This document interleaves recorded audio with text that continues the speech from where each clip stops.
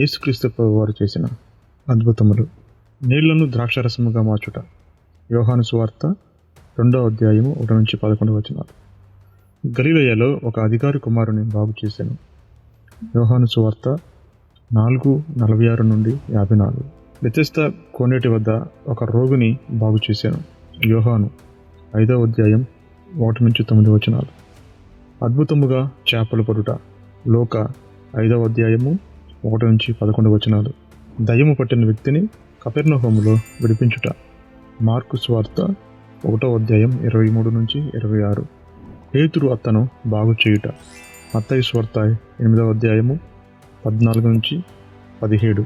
Mark సువార్త 1వ అధ్యాయము 27-31. లోకా సువార్త 4వ అధ్యాయము 38-39. చేపలు పడినట్లు చేయుట. లోకా సువార్త 5:1-11 వచనాలు. కుష్ఠరోగిని స్వస్థపరచుట. మత్తయి సువార్త 8వ అధ్యాయము 2-4 వచనాలు. మార్కు సువార్త 1వ అధ్యాయము 40-45 వచనాలు. లోకా సువార్త 5వ అధ్యాయము 12-16 వచనాలు. పక్షవాయువు గల వారిని స్వస్థపరచుట. మత్తయి సువార్త 9వ అధ్యాయము 1-8 వచనాలు. మార్కు సువార్త 2వ అధ్యాయము 3-12 వచనాలు. లోకా సువార్త 5వ అధ్యాయము 18-26 వచనాలు. ఓచ చెయ్యగలవాని బాగు చేశాను. మత్తయి సువార్త 12వ అధ్యాయము 10-13 వచనాలు. మార్కు సువార్త 3వ అధ్యాయము 1-5 వచనాలు. లోకా సువార్త 6వ అధ్యాయము 6-11 వచనాలు. శతాధిపతి దోసిని స్వస్థపరచుట. మత్తయి సువార్త 8వ అధ్యాయము 5-13 వచనాలు. లోకా సువార్త 7వ అధ్యాయము 1-10 వచనాలు. విధవరాలి కుమారుని బ్రతికించెను. లోకా సువార్త 7వ అధ్యాయము 11-17 వచనాలు. గాలి తుఫానును అణచుట. మత్తయి సువార్త 8వ అధ్యాయము 23-27 వచనాలు. మార్కు సువార్త 4వ అధ్యాయము 37-41 వచనాలు. లోకా సువార్త 8వ అధ్యాయము 22-25 వచనాలు. సేనా దయ్యము పట్టిన వానిని బాగు చేయుట. మత్తయి సువార్త 8వ అధ్యాయము 28-24 వచనాలు. మార్కు సువార్త 5వ అధ్యాయము 1-20 వచనాలు. లోకా సువార్త 8వ అధ్యాయము 26-39 వచనాలు. రక్తస్రావము కలిగిన స్త్రీ స్వస్థత పొందుకొనుట. యాయీరు కుమార్తెను బ్రతికించటం. మత్తయి సువార్త 9వ అధ్యాయము 16-26 వచనాలు.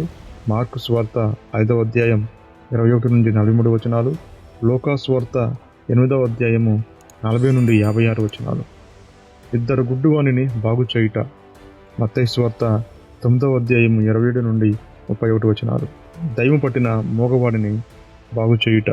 మత్తయి సువార్త 9వ అధ్యాయము 32-33 వచనాలు. 5,000 మందికి ఆహారము పంచుట. మత్తయి సువార్త 14వ అధ్యాయము 15-21 వచనాలు. మార్కు సువార్త 6వ అధ్యాయము 35-44 వచనాలు. లోకా సువార్త 9వ అధ్యాయము 10-17 వచనాలు. యోహాను సువార్త 6వ అధ్యాయము 1-14 వచనాలు. నీళ్లపైన నడుచుట.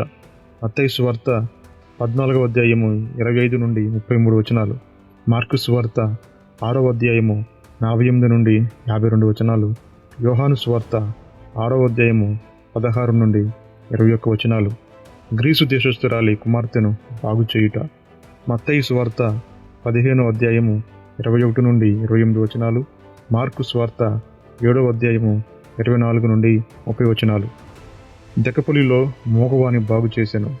మార్కు సువార్త 7వ అధ్యాయము 31-37 వచనాలు. 4,000 మందికి ఆహారము పంచిపెట్టుట.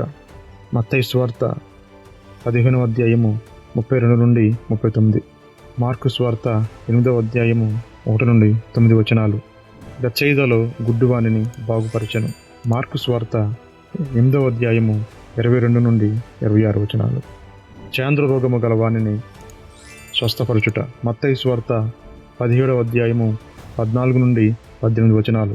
మార్కు సువార్త 9వ అధ్యాయము 14-19 వచనాలు. లోకా సువార్త 9వ అధ్యాయము 37-43 వచనాలు. మోగ దయ్యమును వెళ్ళగొట్టుట. మత్తయి సువార్త 12వ అధ్యాయము 22-23 వచనాలు. లోకా సువార్త 11వ అధ్యాయము 14వ వచనము. చేప నోటి నుండి నాణెమును పన్ను కట్టుటకు రప్పించుట. మత్తయి సువార్త 17వ అధ్యాయము 24 నుండి 27 వచనాలు. పుట్టుగుడ్డు వానిని బాగు చేయుట. యోహాను సువార్త 9వ అధ్యాయము 1 నుండి 7 వచనాలు. 18 సంవత్సరాలుగా నడుము వంగిపోయి ఉన్న స్త్రీని బాగు చేయుట. లోక సువార్త 13వ అధ్యాయము 11 నుండి 17 వచనాలు. జలదొర రోగము గలవానిని స్వస్థపరచుట. లోక సువార్త 14వ అధ్యాయము 1 నుండి 6 వచనాలు. లాజరును బ్రతికించుట. యోహాను సువార్త 11వ అధ్యాయము 17 నుండి 44 వచనాలు. 10 మంది కుష్ఠరోగులను స్వస్థపరచుట. లోక సువార్త 17వ అధ్యాయము 11 నుండి 19 వచనాలు. గుడ్డివారికి చూపునిచ్చుట.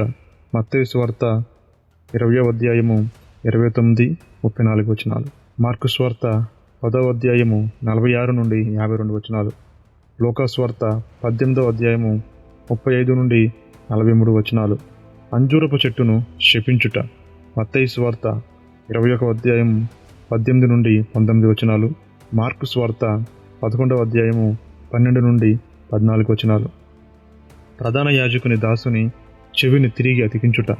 లూకా సువార్త 22వ అధ్యాయము 49 నుండి 51 వచనాలు. యోహాను సువార్త 18వ అధ్యాయము 10వ వచనము. 153 చేపలను అద్భుతముగా పట్టించుట. యోహాను సువార్త 21 నుండి 1 నుండి 14 వచనాలు. ఇలా యేసుక్రీస్తు ప్రభువారు ఎన్నో అద్భుతాలను చేశారు, అసాధ్యాలను సాధ్యపరిచారు. ఇవి బైబిల్ రాసిన కొన్ని అద్భుతములే, రాయనివి ఎన్నో. అన్నిటికన్నా ముఖ్యంగా శిలువ పైన ఆయన మరణించి సమాధి చేయబడి 3వ రోజున మరలా తిరిగి లేచాడు. ఆయన నేటికి సజీవంగా ఉన్న దేవుడు. ఇంత అద్భుతమైనటువంటి దేవుడిని మనము దేవుడిగా కలిగి ఉంటాం. మనము ఎంతో ధన్యులము.